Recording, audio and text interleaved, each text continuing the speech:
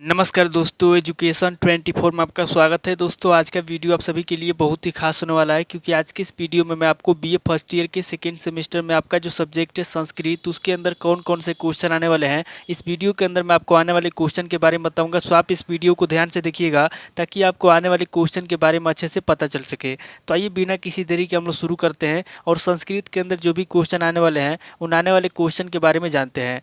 तो यहाँ पे सबसे पहले हम लोग अति लघु उत्तरीय प्रश्नों के बारे में जानेंगे। तो अति लघु उत्तरीय प्रश्नों में पहले प्रश्न की बात की जाए तो यहाँ पे आपका पहला प्रश्न दिया हुआ है, पंडिता छामा राव पर संक्षिप्त टिप्पणी लिखिए।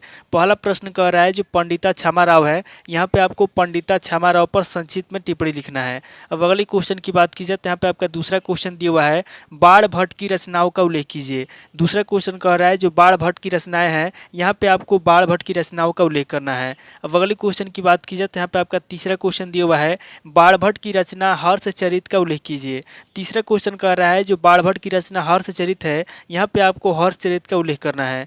अब अगले क्वेश्चन की बात की जाए तो यहाँ पे आपका चौथा क्वेश्चन दिया हुआ है, कादम्बरी कथा है या आख्यायिका है, स्पष्ट कीजिए। चौथा क्वेश्चन कह रहा है जो कादम्बरी है, यहाँ पे आपको बताना है कि कादम्बरी कथा है या फिर आख्यायिका है। अब अगले क्वेश्चन की बात की जाए तो यहाँ पे आपका पांचवा क्वेश्चन दिया हुआ है, शूद्रक का संक्षिप्त परिचय दीजिए। पांचवा क्वेश्चन कह रहा है जो शूद्रक है, यहाँ पे आपको शूद्रक का संक्षिप्त में परिचय देना है। अब अगले क्वेश्चन की बात की जाए तो यहाँ पे आपका छठा क्वेश्चन दिया हुआ है, सुकनास ने लक्ष्मी के मद को क्या कहा है। छठा क्वेश्चन कह रहा है जो सुकनास है, यहाँ पे आपको बताना है कि सुकनास ने लक्ष्मी के मद को क्या कहा है। अब अगले क्वेश्चन की बात की जाए तो यहाँ पे आपका सातवां क्वेश्चन दिया हुआ है, शिवराज विजय की भाषा शैली की व्याख्या कीजिए। सातवां क्वेश्चन कह रहा है जो शिवराज विजय है, यहाँ पे आपको शिवराज विजय की भाषा शैली की व्याख्या करना है।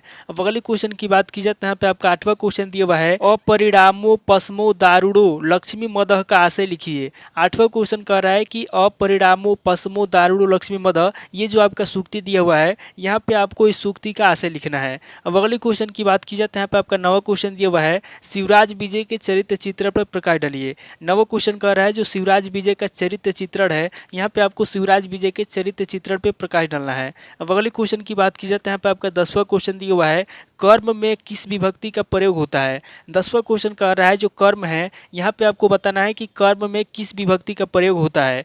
अब अगले क्वेश्चन की बात की जाए तो यहाँ पे आपका 11वां क्वेश्चन दिया हुआ है, अपादान कारक में कौन सी विभक्ति होगी। 11वां क्वेश्चन कह रहा है जो अपादान कारक है, यहाँ पे आपको बताना है कि अपादान कारक में कौन सी विभक्ति का प्रयोग होगा।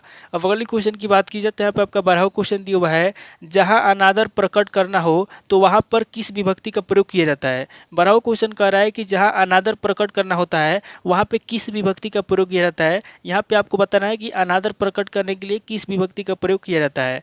अब अगले क्वेश्चन की बात की जाए तो यहाँ पे आपका 13वां क्वेश्चन दिया हुआ है, आउटपुट अथवा प्रदा किसे कहते हैं। 13वां क्वेश्चन कह रहा है कि आउटपुट अथवा प्रदा किसे कहते हैं, यहाँ पे आपको आउटपुट अथवा प्रदा के बारे में बताना है। अब अगले क्वेश्चन की बात की जाए तो यहाँ पे आपका 14वां क्वेश्चन दिया हुआ है, इनपुट प्रणाली किसे कहते हैं। 14वां क्वेश्चन कह रहा है कि इनपुट प्रणाली किसे कहते हैं, यहाँ पे आपको इनपुट प्रणाली के बारे में बताना है। अब अगले क्वेश्चन की बात की जाए तो यहाँ पे आपका 15वां क्वेश्चन दिया हुआ है, श्रुत लेखन सॉफ्टवेयर यानी कि वॉइस टाइपिंग क्या है। 15वां क्वेश्चन कह रहा है कि श्रुत लेखन सॉफ्टवेयर क्या है, यानी कि वॉइस टाइपिंग क्या है, यहाँ पे आपको वॉइस टाइपिंग के बारे में बताना है। अब अगले क्वेश्चन की बात की जाए तो यहाँ पे आपका 16वां क्वेश्चन दिया हुआ है, जूम वीडियो संचार से आप क्या समझते हैं। 16वां क्वेश्चन कह रहा है कि जूम वीडियो संचार से आप क्या समझते हैं, यहाँ पे आपको जूम वीडियो संचार के बारे में बताना है। अब अगले क्वेश्चन की बात की जाए तो यहाँ पे आपका 17वां क्वेश्चन दिया हुआ है और अति लघु उत्तरीय प्रश्न का लास्ट क्वेश्चन दिया हुआ है, डिजिटल लाइब्रेरी क्या है। 17वां क्वेश्चन कह रहा है कि डिजिटल लाइब्रेरी क्या है, यहाँ पे आपको डिजिटल लाइब्रेरी के बारे में बताना है। ये टोटल आपके 17 क्वेश्चन हो गए जो आपसे अति लघु उत्तरीय प्रश्न में पूछे जाएंगे। अब आगे हम लोग लघु उत्तरीय प्रश्नों के बारे में जानेंगे। तो यहाँ पे लघु उत्तरीय प्रश्नों में पहले प्रश्न की बात की जाए तो यहाँ पे आपका पहला प्रश्न दिया हुआ है, बाणोच्छिष्टतम जगत सर्वम की समीक्षा कीजिए। पहला क्वेश्चन जो सूक्ति दिया हुआ है आपका, यानी कि पहले क्वेश्चन में जो आपका सूक्ति दिया हुआ है, बाणोच्छिष्टम जगत सर्वम, यहाँ पे आपको इस सूक्ति की समीक्षा लिखना है।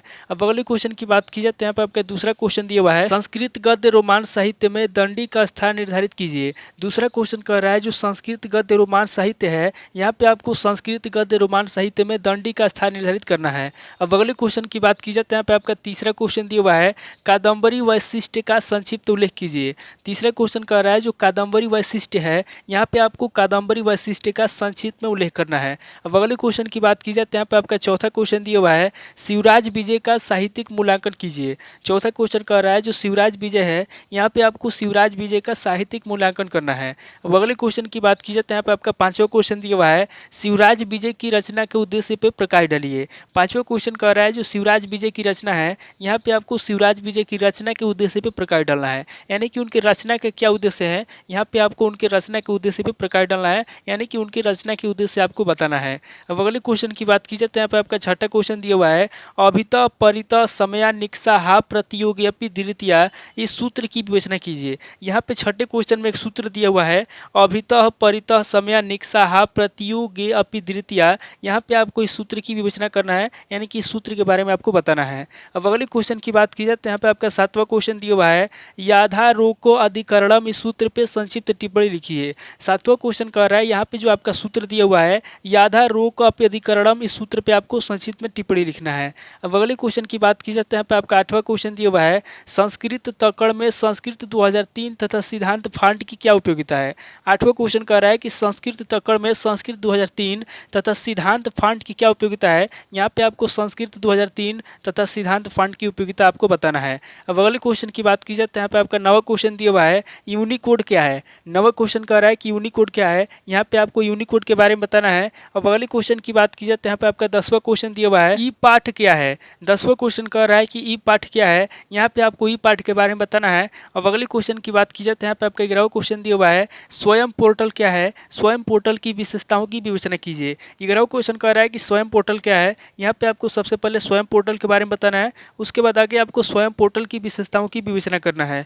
अब अगले क्वेश्चन की बात की जाए तो यहाँ पे आपका 12वां क्वेश्चन दिया हुआ है डेलनेट क्या है। 12वां क्वेश्चन कह रहा है कि डेलनेट क्या है, यहाँ पे आपको डेलनेट के बारे में बताना है। अब अगले क्वेश्चन की बात की जाए तो यहाँ पे आपका 13वां क्वेश्चन दिया हुआ है और लघु उत्तरीय प्रश्न का लास्ट क्वेश्चन दिया हुआ है शोध गंगा पर संक्षिप्त टिप्पणी लिखिए। 13वां क्वेश्चन कह रहा है जो शोध गंगा है यहाँ पे आपको शोध गंगा पर संक्षिप्त में टिप्पणी लिखना है। तो ये टोटल आपके 13 क्वेश्चन हो गए जो आपसे लघु उत्तरीय प्रश्न में पूछे जाएंगे। अब आगे हम लोग दीर्घ उत्तरीय प्रश्नों के बारे में जानेंगे। तो यहाँ पे दीर्घ उत्तरीय प्रश्नों में पहले प्रश्न की बात की जाए तो यहाँ पे आपका पहला प्रश्न दिया हुआ है बाढ़ की रचना शैली को उदाहरण देकर स्पष्ट कीजिए। पहला क्वेश्चन कह रहा है जो बाढ़ की रचना शैली है यहाँ पे आपको बाढ़ की रचना शैली को उदाहरण देकर स्पष्ट करना है। अब अगले क्वेश्चन की बात की जाए तो यहाँ पे आपका दूसरा क्वेश्चन दिया हुआ है बाणभट्ट की काव्य शैली तथा भाषा शैली पर प्रकाश डालिए। दूसरा क्वेश्चन कह रहा है जो बाणभट्ट की काव्य शैली है तथा जो भाषा शैली है यहाँ पे आपको बाणभट्ट की काव्य शैली तथा भाषा शैली पे प्रकाश डालना है। अब अगले क्वेश्चन की बात की जाए तो यहाँ पे आपका तीसरा क्वेश्चन दिया हुआ है दंडिना पदलालित्यम की समीक्षा कीजिए। तीसरा क्वेश्चन कह रहा है ये जो सूत्र आपका दिया हुआ है दंडिना पदलालित्यम यहाँ पे आपको दंडिना पदलालित्यम की समीक्षा करना है। अब अगले क्वेश्चन की बात की जाए तो यहाँ पे आपका चौथा क्वेश्चन दिया हुआ है सुबंधु की शैली की विशेषताओं का उल्लेख कीजिए। चौथा क्वेश्चन कह रहा है जो सुबंधु की शैली है यहाँ पे आपको बताना है कि सुबंधु की शैली की क्या विशेषता है, यानी कि सुबंधु की शैली की विशेषता आपको बताना है, उसका उल्लेख करना है।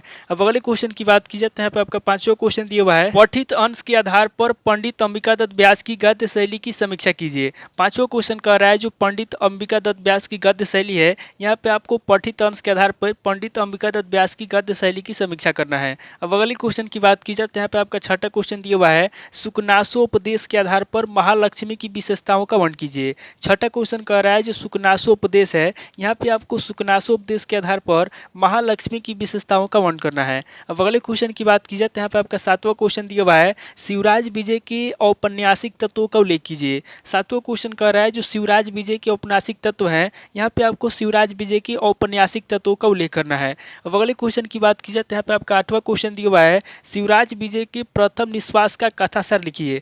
आठवां क्वेश्चन कह रहा है जो शिवराज विजय के प्रथम निश्वास का कथासार है यहाँ पे आपको निश्वास का कथासार आपको लिखना है। अब अगले क्वेश्चन की बात की जाए तो यहाँ पे आपका नवा क्वेश्चन दिया हुआ है संस्कृत की दृष्टि से कंप्यूटर की उपयोगिता की आलोचनात्मक व्याख्या कीजिए। नवा क्वेश्चन कह रहा है कि जो कंप्यूटर की उपयोगिता है यहाँ पे आपको संस्कृत की दृष्टि से कंप्यूटर की उपयोगिता की आलोचना करना है, यानी कि उसकी कमियां बताना है। अब अगले क्वेश्चन की बात की जाए तो यहाँ पे आपका 10वां क्वेश्चन दिया हुआ है और दीर्घ उत्तरीय प्रश्न का लास्ट क्वेश्चन दिया हुआ है ई पुस्तकालय का क्या अर्थ है। ये पुस्तकालय के महत्व, लाभ तथा हानि पे प्रकाश डालिए। 10वां क्वेश्चन कह रहा है कि ई पुस्तकालय का क्या अर्थ है। यहाँ पे आपको सबसे पहले ई पुस्तकालय का अर्थ बताना है, उसके बाद आगे आपको ई पुस्तकालय के महत्व, लाभ तथा हानि पे प्रकाश डालना है। तो ये टोटल आपके 10 क्वेश्चन हो गए जो आपसे दीर्घ उत्तरीय प्रश्न प्रश्न में पूछे जाएंगे। तो इस वीडियो के अंदर मैंने आपको अति लघु उत्तरीय प्रश्न, लघु उत्तरीय प्रश्न और दीर्घ उत्तरीय प्रश्न तीनों तरह के प्रश्नों के बारे में बता दिया। आप इन तीनों तरह के प्रश्नों को नोट कर लीजिए और किसी किताब से सीरीज से मिलाकर के याद कर लीजिए। तो दोस्तों आज इस वीडियो को वहीं पे स्किप करता हूँ, मिलता है आपसे नेक्स्ट वीडियो में। अगर आपको वीडियो अच्छा लगा तो वीडियो को लाइक कीजिए, शेयर कीजिए और कमेंट करके बताइए कि आपको नेक्स्ट वीडियो किस टॉपिक के ऊपर चाहिए। थैंक यू दोस्तों।